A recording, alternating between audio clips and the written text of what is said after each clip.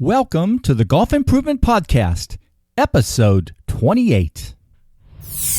Welcome to the podcast for golf lovers and enthusiasts who are looking to take their games to new heights. Dedicated to custom club fitting, short game improvement, and effective practice to improve your golf game. This is the Golf Improvement Podcast with your host, Tony Wright.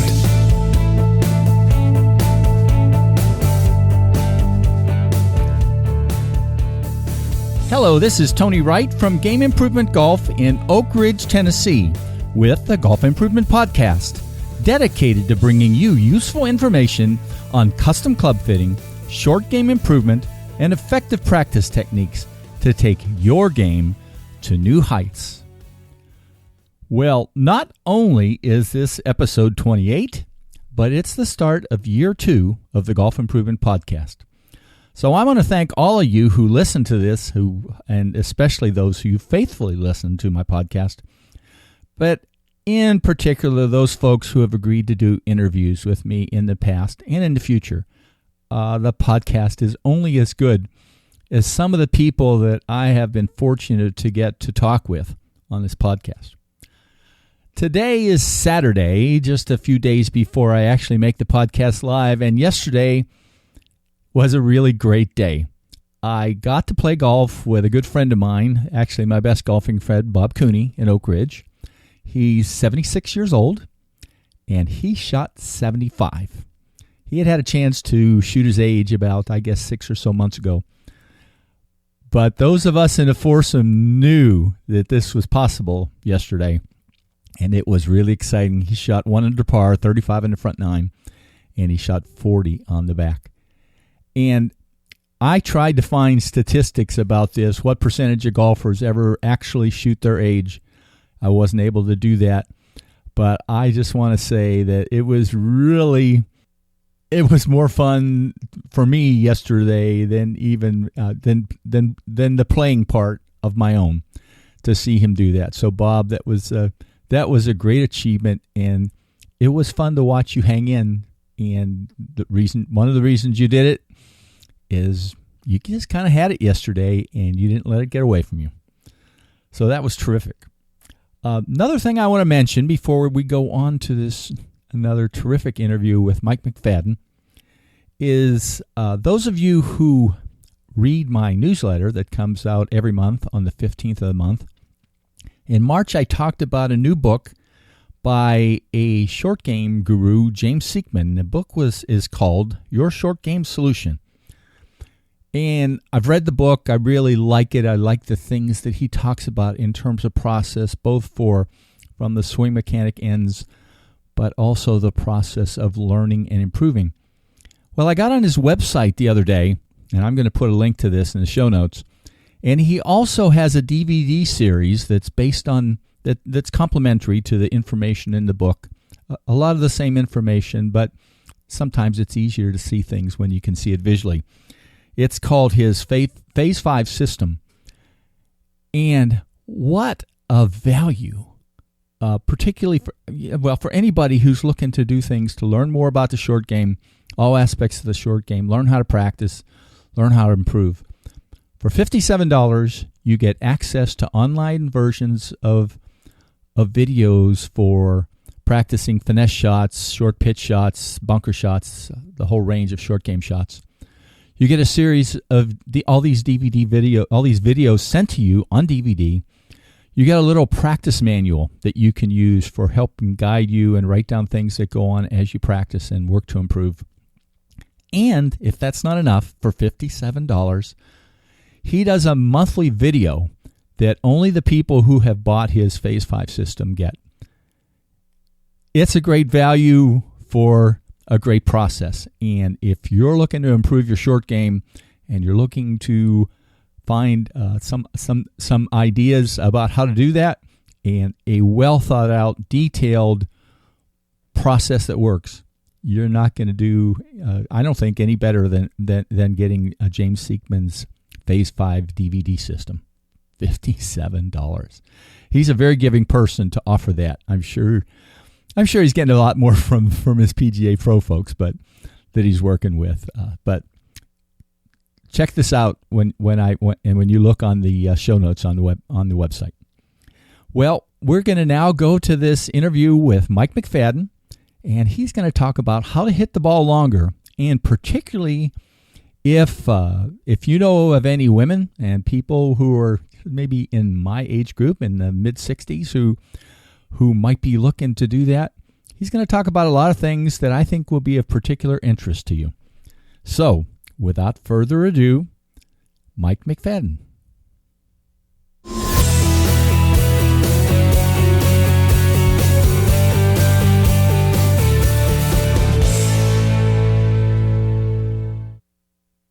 Well, hello, this is Tony Wright with a Golf Improvement Podcast, and this is kind of a special show because this is the start of year 2 of the Golf Improvement Podcast, and I can't think of a better guest to have than a repeat guest, and it's Mike McFadden from Germany, who was with me before and just did a delightful podcast.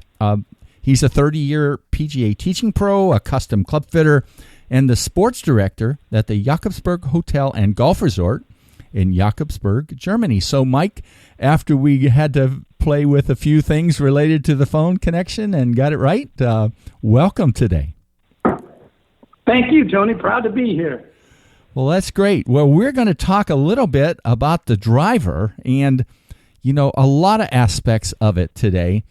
And obviously, everybody likes to hit their driver longer. And I know you talked to me about something you did recently, and it was the impetus for us talking about this. So you made some presentations recently, right? I think. Yeah, I was a speaker at a public trade show here in Dusseldorf called Rheingolf 3 days in a row, and my subject was, do you want to learn to hit your driver farther, guaranteed without any swing changes? Ooh, that got their attention. Yeah, it was supposed to be kind of a little bit of, get them excited about it, but certainly it's for most people, it's not going to work. Yeah. Well, let's dive right into this. Mike, talk about the single most important factor to increasing distance with the driver. Well, that's easy, Tony. Speed. Now we can move on to the next question. Ooh. No, I'm just kidding. Center contact has to help a little bit, too. Okay, that's why I said I'm just kidding. But if you want to hit the ball farther, swing faster. And you need to swing your arms faster. Now, naturally, if you're slicing the ball and you swing faster, it's just going to slice more. And if you've got a lot of miss hits, there's a real high chance there's going to be a lot more miss hits. But if you're doing some things right and not too many things wrong, the easiest way to hit it farther is swing faster. And you can actually train that. Okay, so you're talking a little bit of biomechanics there, I'm guessing, huh? And flexibility and all those kinds of things, right? Well, there's a few different areas of influence that could help you to do that. Yeah, and biomechanics is definitely one of them. Getting fit is definitely one of them. Getting fit again is definitely one of them. But if you're making a decent face-to-path relationship and hitting it pretty close to the middle, the only thing that's going to give you more distance is more speed. Yeah, that's right. That face-to-path relationship is a huge one. Now, how about the role of custom club fitting in terms of helping golfers to hit the ball farther? Well, I know Tony, I'm a long-term custom fitter. I've been doing this a long time and been teaching even longer, but I would consider it an absolute must. If you don't have a fit driver and you want to try hitting the ball farther, you want to maybe get more distance out of what you're actually doing, then you have to get fit. It's as simple as that. You need everyone needs a full spec fit with their driver. They need it with every club. But if you want more distance with your driver, it could very well be that your club is too long or too short for you, and that's not good. Both are no good. Or it's too light or too heavy for you. Both could cost you distance. You could have too much loft or too little loft, and both are going to cause you distance. So for custom fitting and for driver distance, I would consider it the first step in moving in the direction of adding a few more yards to my game. If I don't have a fit driver, that's the first thing I'm going to recommend you to do. How often are you seeing when you're working with people, being a little shorter than they tend to be with their driver that they've got in their bags? And my experience is, yeah. Go ahead. I thought you were finished with your question. I babbled on there. My experience is I fit probably 5 people a week, every week, all year, except for the winter, and hardly anyone comes to me, even some of those who have already been to custom fitting, come with a really good driver. Most of them come with, there's room for improvement in how good that driver matches them. Yeah.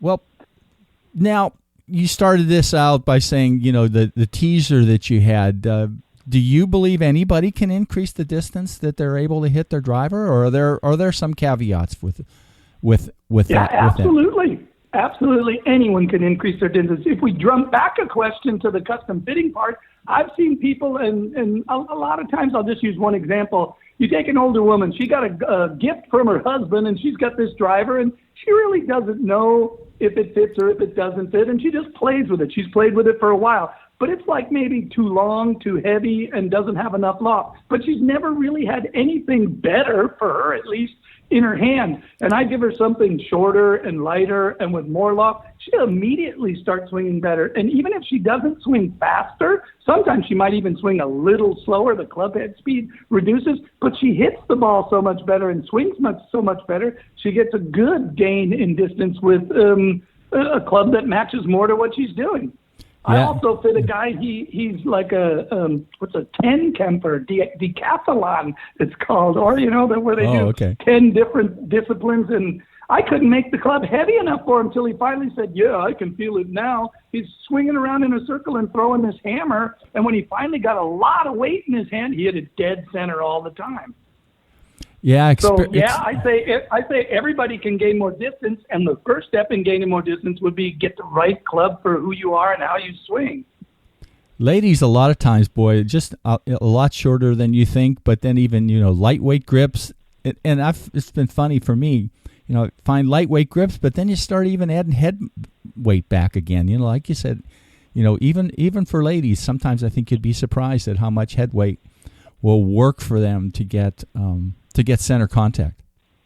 Yeah, when you go into maybe a shorter club for them with a lighter weight shaft and you lower the grip weight, then it doesn't hurt to put head weight in there, and they have more mass in the head when they actually do make their strike, and so they definitely can get more distance from there. I think one of the biggest problems with women, and especially the older women, is they don't swing as fast as they can. They don't have the mentality that I'm going to hit this golf ball. They want to kind of just swing and look good and don't make too many mistakes. And, they'll brag about, I played the same golf ball for the last month. Yeah, because you don't hit it out of your shadow. You're not really, I usually call them, one of the things I love doing, like you got maybe a 40, 50-year-old woman doing this. I'll go, are you a grandma?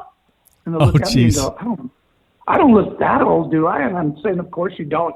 But why are you swinging like one? I mean, I can see in your body way more speed. You're driving a 5-gear car in 3rd gear and you're holding the emergency brake. Let go and hit the darn thing. They must get really excited once they do that too, and then they see boom, some more distance, right? Just incredible. I think it's actually easier to get more distance out of them than maybe some of the athletic young guy. Probably it might be a little equipment, but it also might be a little technique. But they're already swinging hard. They like to swing hard. If they come from a sport like hockey or baseball, they're used to, go ahead and giving it all they got, which I don't mind. We'll learn to control that with time. But most of the women, they just want to look good and make no mistakes and find their ball real quick. And if they aren't hitting it their normal distance, back to the question, can anyone add distance? You said it earlier, and I agree 100%. I consider it the first commandment. Centeredness of contact. Are you hitting in the middle? If you're not hitting it near the middle, then that's the first thing we're going to have to work on, either with the fit of the club or your technique. Why aren't you hitting in the middle? The next thing I would look at is face to path, so that we got a higher power transfer ratio. And I'm sure if both of those were mediocre, I could gain a bunch of distance on just that, hitting it in the center and getting the loss of power transferred reduced. Yeah. So there's a lot of exciting things for people out there. The stuff that we see in the magazines about 20 yards and stuff, and sometimes that's definitely in there, and I think we all see that. Unfortunately, it's not. The 20 yards doesn't come from buying a new golf club. Yeah. You need to be. It's like I can't just go buy a pair of glasses or a pair of shoes off the shelf. They have to fit me. They have to fit my foot or fit my eye. And it's the same thing with the driver if I want to get distance there. But it also could be the swing technique. It also could be their fitness, what kind of shape their body is. But I think anyone can get more distance with their driver. Yeah, that's encouraging for all of us. What are the typical kinds of tasks, Mike, that you would say that the average kind of a golfer needs to work on to hit their driver farther? Swing faster. You're tough. Yeah, speed. I say it to all my students. Speed is a gift from heaven. Be happy you got it. We can learn to control it. It's a lot harder to teach it. If you've got it, we're going to learn to use it. We have to learn to control it, and it could be a lot of your training right now because the technique is the face angle or the center distance contact so far off will be with little swings. But you're making little swings, but you still got that speed on the bank. He's coming in, and it's good to have it. So I stick with my first saying speed is the number one thing, but I think I would definitely measure first. And before I go into what tasks to increase speed, I want to know what speed you got. Yeah. And I don't mind if you play with these little radar things that we know aren't that accurate, but you can compare with it, and you can see if I make a few swings and it says 90 miles per hour, it's probably a little higher than what you really are, but can you get it to go to 93? Can you get it to go to 95? What do you got to do to get it to go to 95? And I won't let it count unless you finish in balance. So one of the first things we'll do is we'll measure it, and then we'll just see. I'll just tell them, well, swing faster and see what they do. I want to see what kind of adjustments they make to make the number go higher. But it's always in the framework of you have to finish in balance. I only want you to swing as fast as you can and stay in balance. You said go ahead. But you said something there. I'm going to interrupt because that I hadn't even thought of before. I mean, buying something like a $70, $80, $100 one of these little things, even if it's not perfect about swing speed, if you're looking to do that, and comparing just between so what if it's not right? If they can find 4 or 5 more miles of swing speed from what they're working on, that's a great learning tool, isn't it? The whole thing is the measurement is relative, and that's all I need. It serves my purpose. And people will make that investment, $100 or whatever, if they see there's a use for it. And people like measuring. I mean, that's normal. Metric is normal. We measure everything. So first thing I want to know, even if they don't buy one of those things, is how fast are they? So that if we do increase speed, I can say, look, now we've got it steadily on the average 5 miles per hour more. That's going to be over 12 yards more carry. Another one of the tasks I like doing is, like, we know that if I'm hitting it kind of in the middle and my face to pass not so bad, my vertical angle of attack is better with driver. That's why you tee it up high and put it in the left forward in your stances. Yeah. You'd like to hit it while the club's moving upward with a positive angle of attack. So what we do is we do a lot of fun things with high tees. And we'll put it on a high tee. I'll take a 4H pencil and pull the eraser out and put it up on the pencil, or I'll turn over a plastic cup from one of your fast food joints and you hit it off the top of the plastic cup. Those PET bottles that are real soft, they work great for it. You set it up on the top of this 12-inch PET bottle and try to hit it without hitting the bottle. Yeah, so get them used to something that's so, wildly different that when they get back to just a little bit higher, they're able to control the club a little bit better. Well, I personally I'm a fan from exaggerated in the beginning, and then we'll work to find the happy medium. I like turning a slice into a hook, a pull into a push, a high ball into a low ball, and if they're hitting it, most of them are hitting it with a shallow angle of attack and moving downward maybe, then I'll go way too high for him, and I'll say to him, hey, it's your driver. You want a kiss on the top? You better not hit it from moving downward. You better hit it moving upward. And you'd be surprised how quickly they'll do things like take their secondary spine angle, lower the right shoulder, raise the left shoulder, look like they're hitting uphill now because they know if they chop down into it, they can reach up and catch it, and the club's going to have a scar on the top. So even without you saying those things to them, you're not telling them, it's back to the task, right? You give them that task to do and then say, hey, you figure out how to get there. Yeah, well, we discussed this earlier. The task leads to the solution. I give them the measuring device and say, make a few swings. We got an average. And then I just say, make the number go higher. They're going to figure out a way, and I'll watch how they're figuring it out. And with the high tee, I'll just put it up high and say, hey, figure out a way to get it out of there without ruining your golf. Yeah, that's pretty neat. And usually they come up with ball more farther left, upper body more tilted to the right, anything to make sure that they don't chop into the plastic bottle.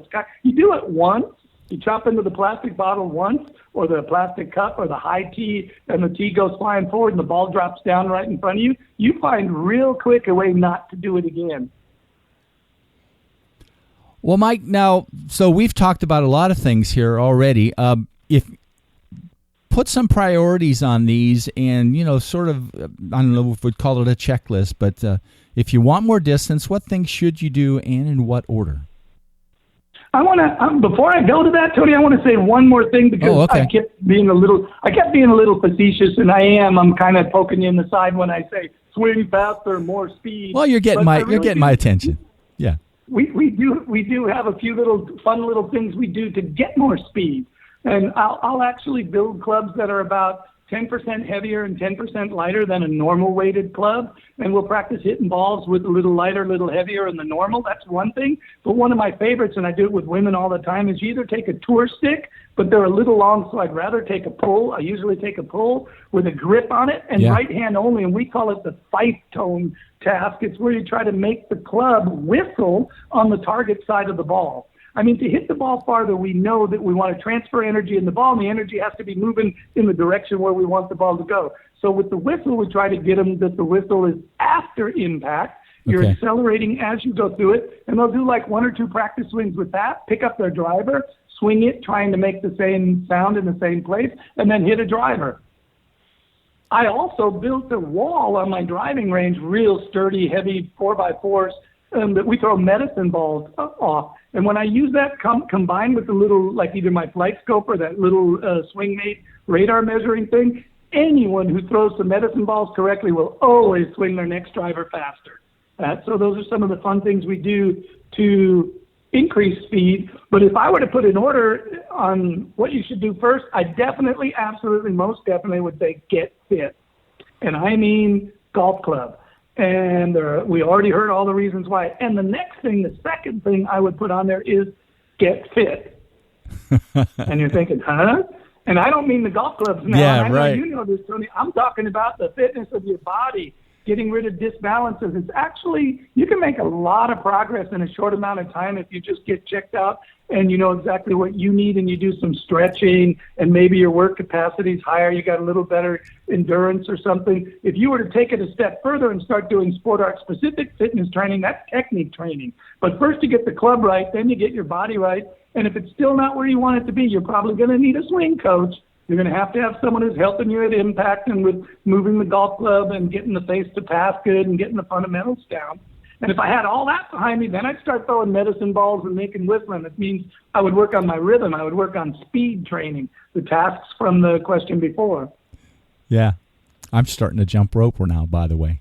That's a different one. That's good, because jumping rope is very good coordination. Do it with a lot of the crisscrossing and foot changing, because then you throw a little Dennison and Brain Gym and a little Life Kinetic in there. Right.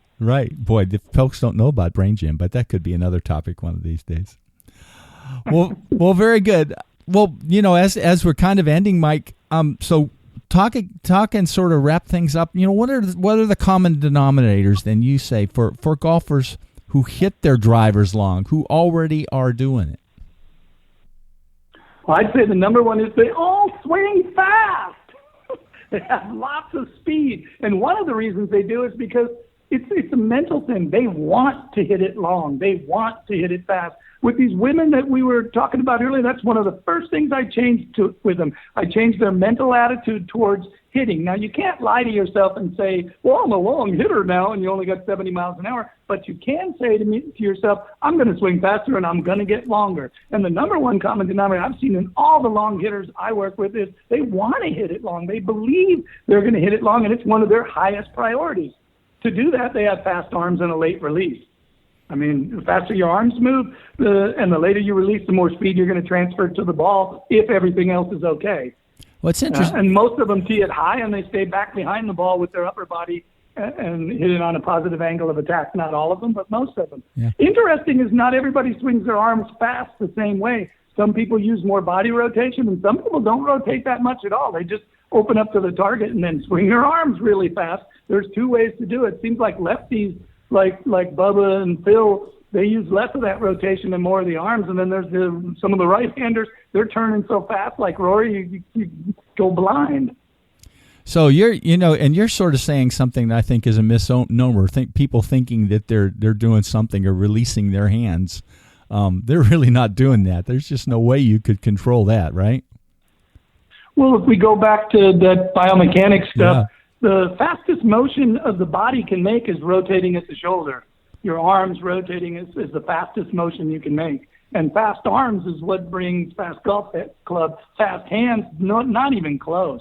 Not even close. Yeah. Wow. Well, this is another great interview to start year 2, Mike. I really appreciate it. And I will put some web links on the podcast link about your club fitting work and the sports complex that you work at, and I'll get working at swinging my arms faster. So, and don't forget to keep stretching. Stretching will help you. Every day I stretch for at least 15 minutes, but I use that. That's good, and I'm sure it's going to pay its dues, not only in golf, but in your all-around health. Well, it's more important for Brian Morrissey, who from the AGCP. I mean, he always says to me, it's more about for life than it is about for golf, and I truly believe that. So you could change the order of my 2 times get fit. Get fit. Could be get fit with your club first, and then your body. Get fit with your body, and then your club first. But I do those 2 things first, and then work on my golf swing. Yeah. I truly believe that after the last couple of years of some of the things that I've been doing. I'm, at least personally hitting the ball further than I did 5 or 10 years ago, and I know my swing speed's up too. So it had to come from somewhere. Yeah, swing faster. That's right. Well, Mike, thanks a lot for today. I'm going to give you the last word in a second, but and I know you wanted that, and just appreciate you talking with us all again today. Well, you know I feel honored and proud to be a part of your little thing here. Well, very good. So I'll leave you with the quote from one of my favorite street philosophers, and it's, "Only the giving that makes you what you are." And Tony, you're generous. I mean, the next best thing to love is the gift of knowledge, and I'm happy to be a part of the Tony Wright Knowledge Sharing Network. Yes. And one more thing to all you listeners out there. I want you to be generous like Tony. Share with your golf friends, people you care about. Hook him up to his blog or get him on the newsletter or listen to these podcasts, because there's a ton of knowledge there, information that can really help you play better golf. Thanks again, my friend. Well, I really appreciate that. And, it's fun for me to do things that I think can help people play better. That's pretty exciting. Well, thanks again, Mike. You take care. Auf Wiedersehen. Auf Wiedersehen. Right. Bye now. Taking your game to new heights. www.gameimprovementgolf.com.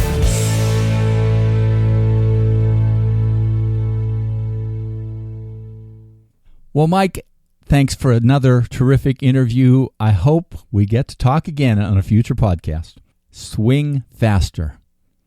Check out the show notes for more information about Mike McFadden. Well, that's it for today. In 2 weeks, a good friend, Juan Gutierrez, will talk about his terrific new putting improvement book, Make More Putts. It's just about to be published. See you then.